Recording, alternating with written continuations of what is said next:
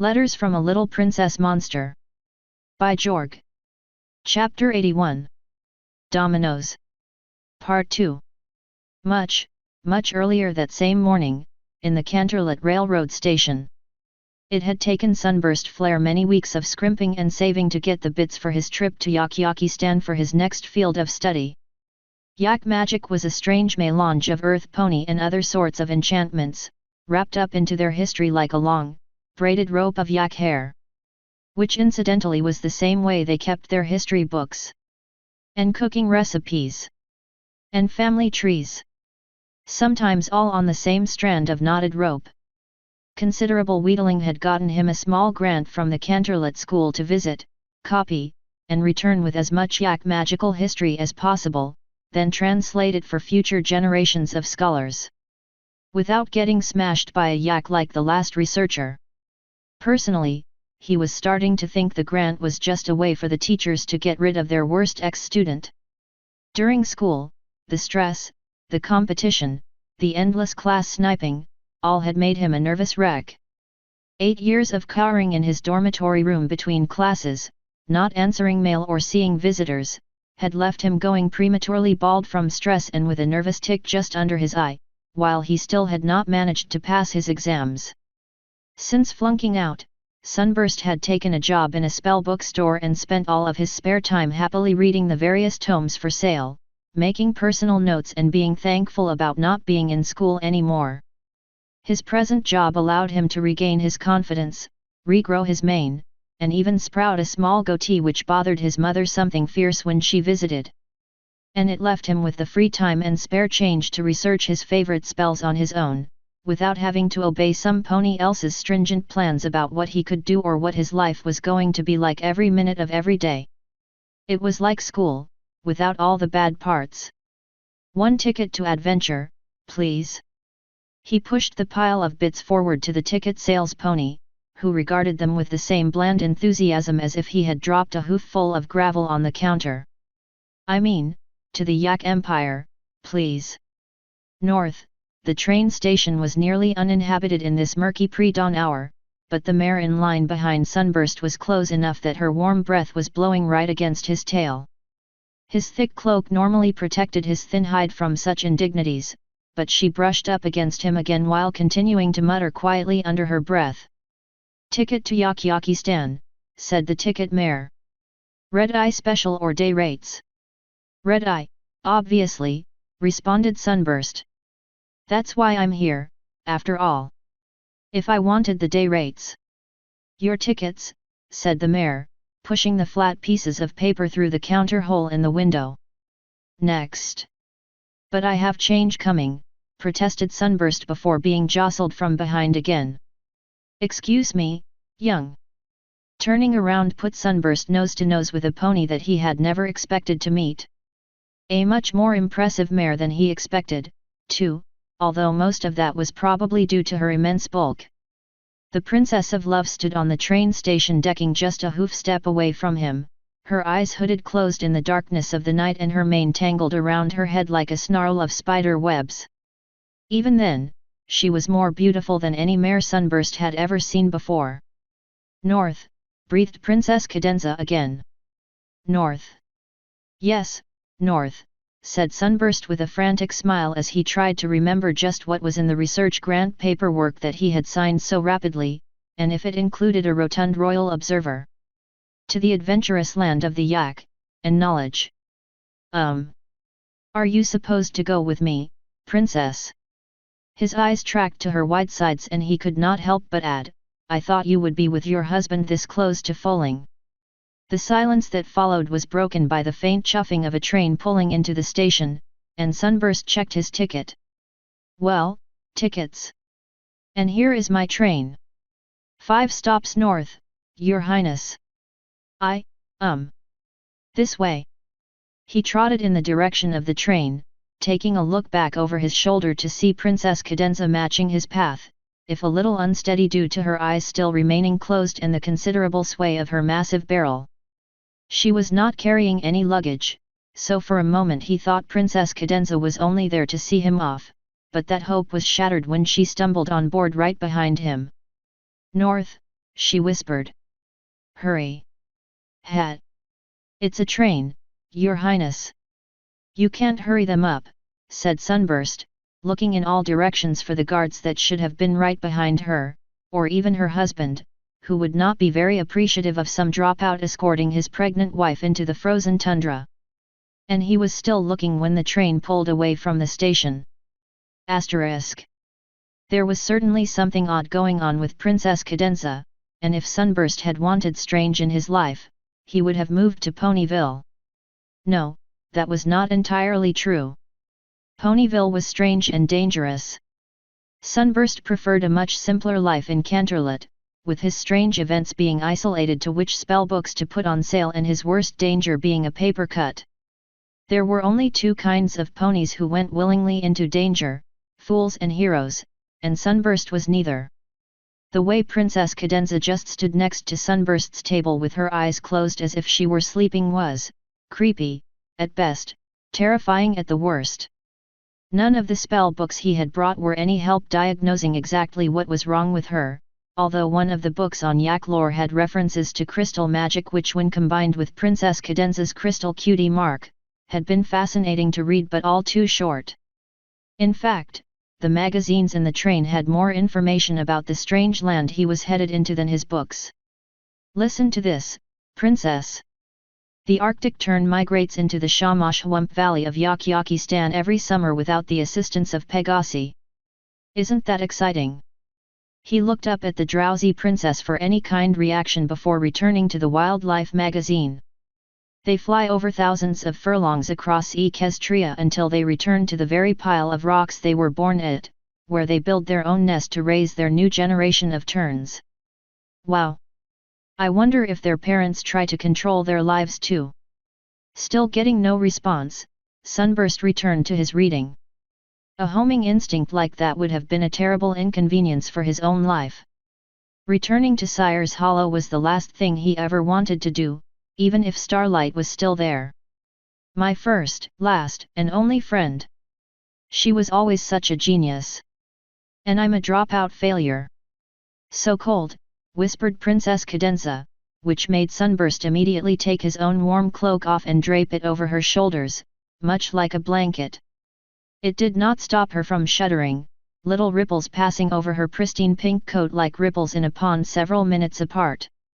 When we get to Yakyakistan, I'll have the yaks put you in a warm yurt, said Sunburst, although with a glance at her expanded middle that made him resolve to find a yak who knew about full birth too. Stop, whispered the princess. She turned in the walkway between the train seats and headed for the train door, where she pawed at it lightly. Stop! There's no train station here for us to stop at, said Sunburst, although he had grabbed all of his scarce luggage anyway and tossed it over his back. There was a certain inevitability to the princess' words, made only more plain when her horn lit up with a brilliant blue magic and every brake on the train locked up into a hideous screeching at once. Sunburst went flying, and by the time he had picked himself up from the jumble of items, the door was open and the princess was gone.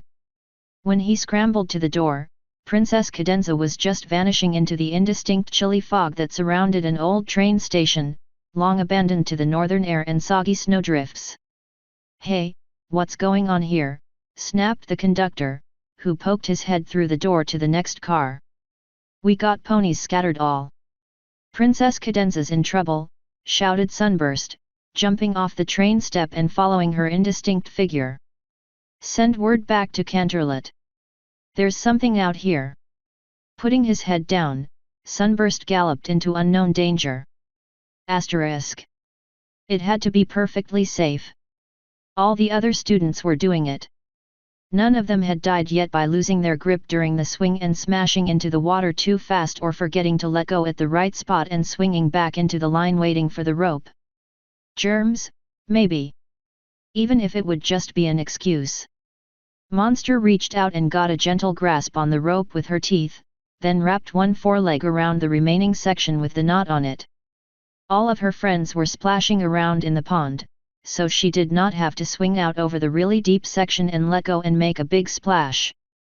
Featherweight did not even have his camera out, which she suspected was mostly to encourage her into the swing. It took courage to step forward, a type of step that she had repeated so many times over the last few months that it was getting easier with every step. Staying overnight at Twist's house and making sticky candy the next day as a reward. Helping Scootaloo repair an awesome whiz-bang widget in her aunt's shop only to find they had welded it to the floor. Harvesting apples with Apple Bloom and discovering how fruit bats disliked having their trees kicked. That had been loads of fun, particularly the 5th or 6th time when it turned into a game of chase. Just as much fun as swinging out across the pond while the rope slipped out from her teeth and the water came surging up end. Once Monster had dragged herself over to the shore and coughed out most of the pond, she gave a soggy flop onto the towel Twist had brought. It took multiple reassurances that she was fine and would jump into the pond again in just a few minutes before her friends stampeded back into the water and began their rambunctious play again. Even Bookworm looked to be enjoying the water, with little pipping cries of joy whenever Sweetie Belle got splashed and his perch wrapped around her horn got damp. The tiny dragon spent nearly all of his time sleeping, which Trixie said was entirely normal at this stage of his development. He was disturbed by Voral's presence, though, and hissed at the giant dragon whenever Sweetie Belle visited the library with the tiny dragon's tail wrapped around her horn and his grey body snuggled down in her camouflaging mane. It was probably why Voralorix Levathuix Macrixbokrasvim had departed one evening for her own lair where there would not be any little competitors to hiss at her.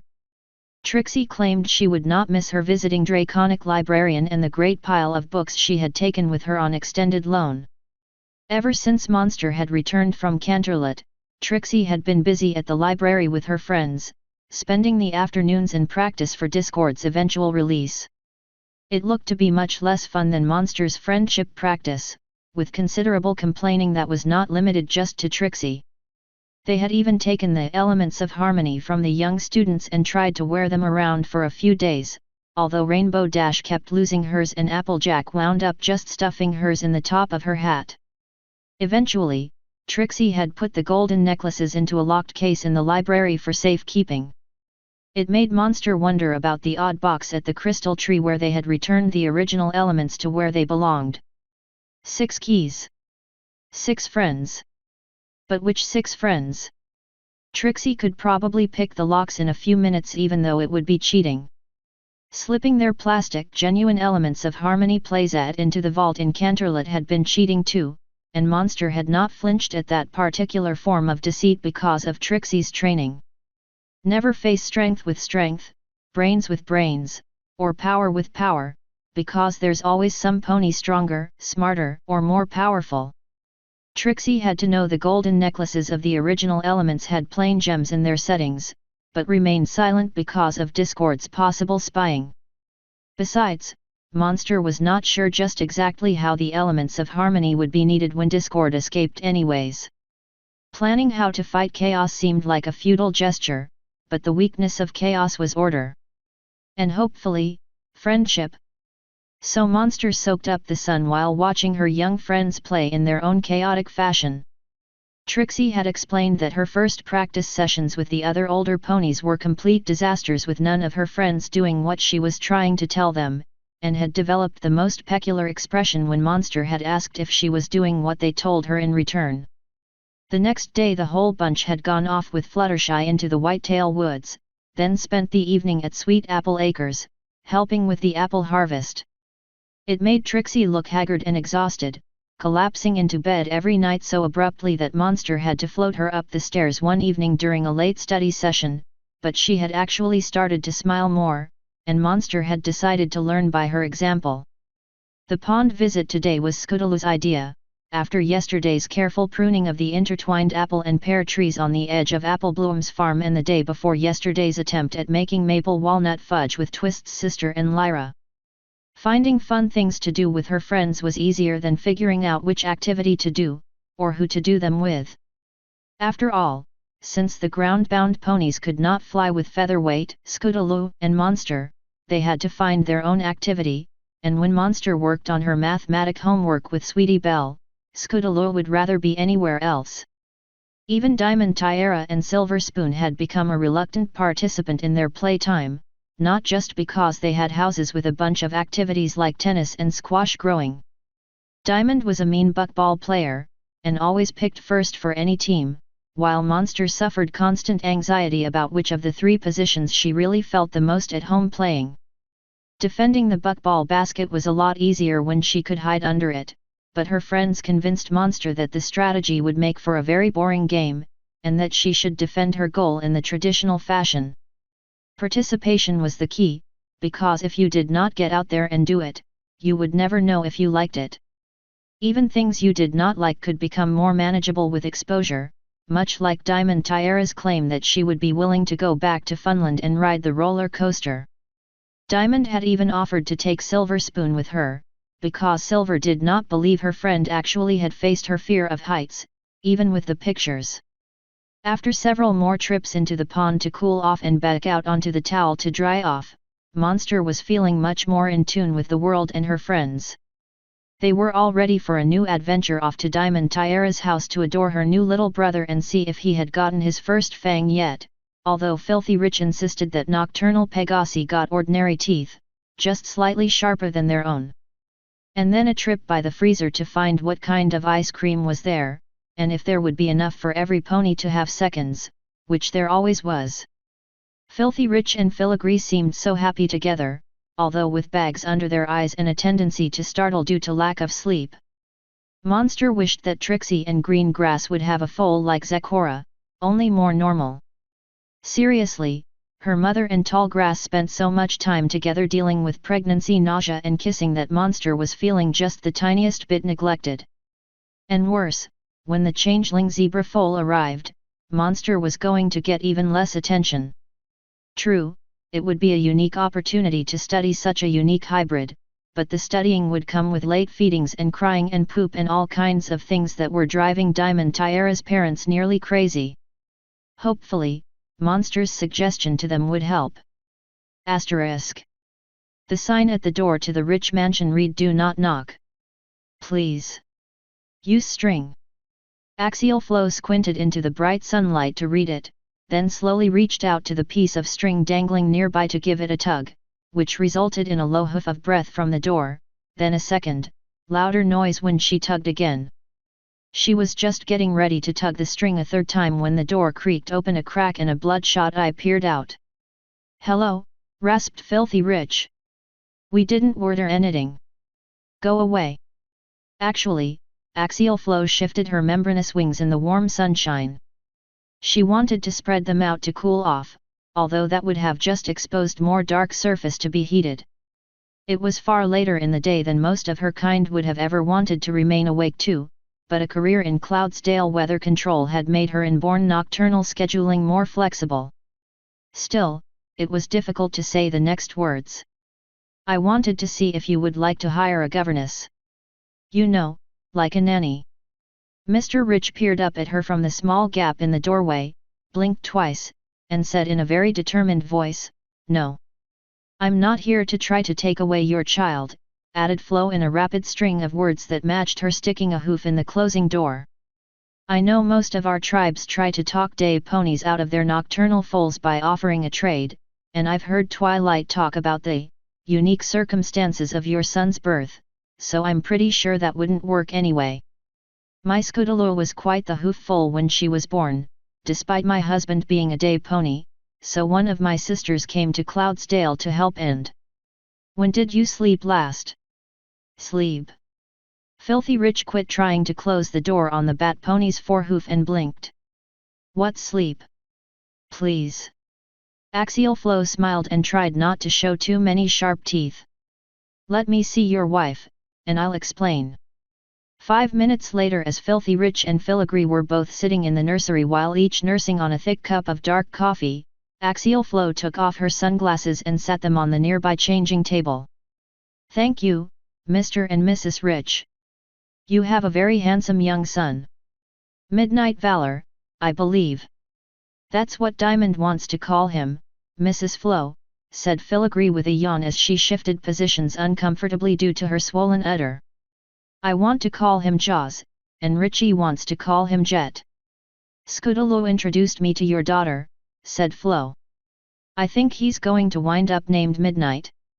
But in any case, he's driving you crazy, isn't he?" "No," said Filthy Rich at the exact moment Filigree said, "Yes." "Well, let me give you some advice, even if you chose not to hire me as a governess. Or nanny. I'm not quite sure what the difference is. After all, I work in turbulence management at the weather factory. I've been up to my neck in weather widgets for years. Anyway. Ahem." She stood up and walked across the room, then pulled the window shades all the way up so the brilliant light of day cascaded through the nursery. "First, he needs to get accustomed to the correct day/night schedule." "Won't that hurt his eyes?" asked Filthy Rich, who had scurried over to the crib as if to scoop up the sleeping infant at the first sign of discomfort.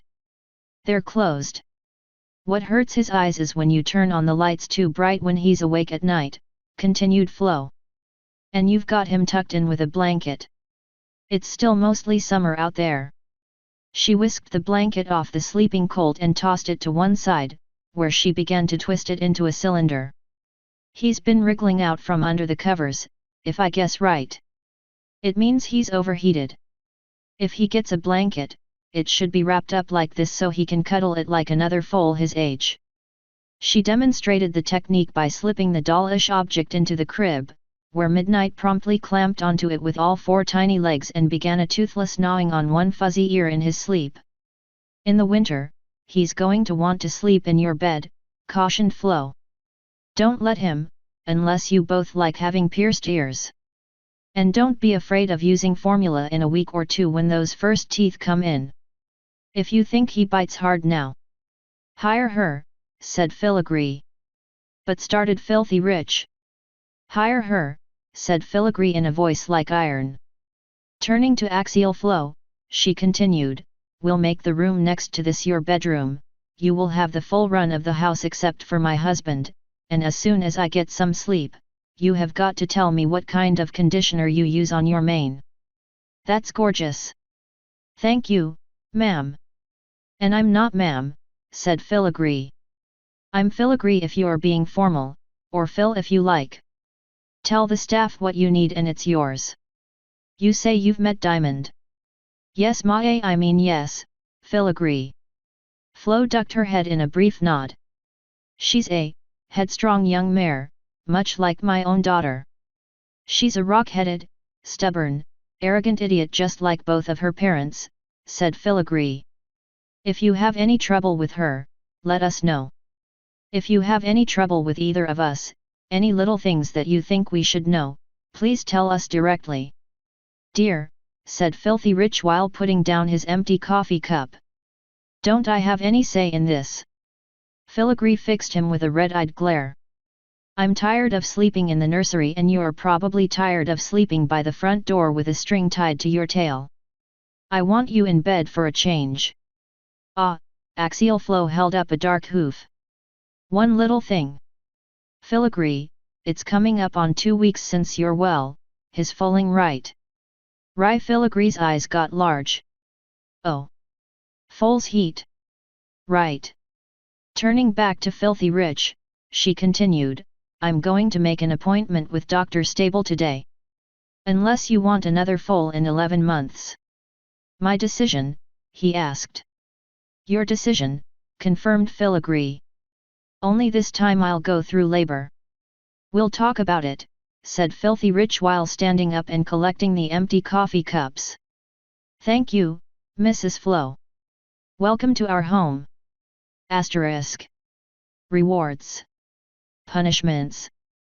Trixie was starting to think her friends were a mixed blessing. They were blithering idiots at times, which made her want to look in a mirror and imagine how they saw Trixie in return. Or Twilight Sparkle, who sat on the bench at the ice cream shop and gleefully spooned in bites out of her shared bowl with Trixie. In the few months she had actually known Twilight, Trixie had been dyed twice, nearly killed a half-dozen times, married of all things, turned into a mare, a sister, and for one memorable day that she was determined not to write down anywhere, a breezy. The only species in Equestria who makes Fluttershy look decisive and courageous.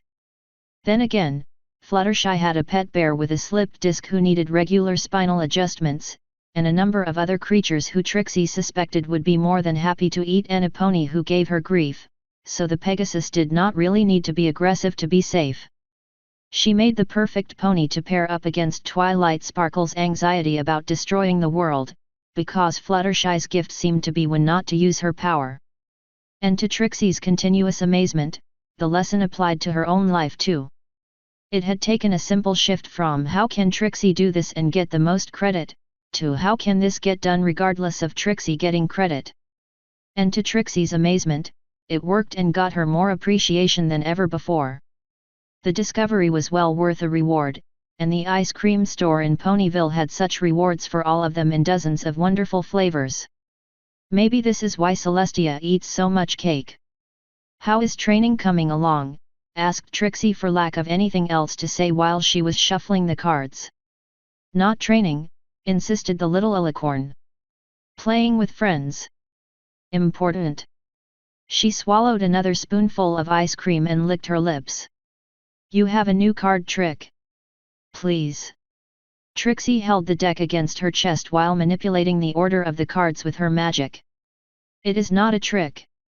It is a manipulation of chaos to bring order by way of misdirection. The end result is foreordained by the magician, while the audience, which is you by the way, marvels at her skill. Miss Trixie. The ice cream counter pony strolled up to their table with a few bits floating in his magic field. You forgot your change. Oh, do you have another dusty old card trick? It's not a trick, said Twilight quietly. And Trixie is very good. She's the best. Best. The counter pony put on a sly smile. You're willing to bet on that? Twilight is too young to bet, said Trixie with a frown. And I'm too smart. Oh, come on now. The counterpony's magic plucked the deck of cards out of Trixie's grasp and spread them out in a fan across the table. If you won't bet, I will. Any simple magician can solve one card. I'll bet that the great and powerful Trixie, he extended the cards to Twilight and smiled a gap-toothed smile, cannot solve 3 cards, even with the help of all her friends. Go ahead. Under Trixie's watchful eye, Twilight silently pulled 3 cards out of the deck and placed them on the table side by side and face down. Then Trixie scooped up the deck in her magic and gave it a quick shuffle. So what do we get if we win, mister? There was no pony there when Trixie turned, only a single golden bit that rolled across the table, teetered ever so slowly back and forth as it stopped, then flopped over on its side into Trixie's pile of spare change with a loud clink. Hey, said Trixie. That's odd. Showtime, whispered Twilight.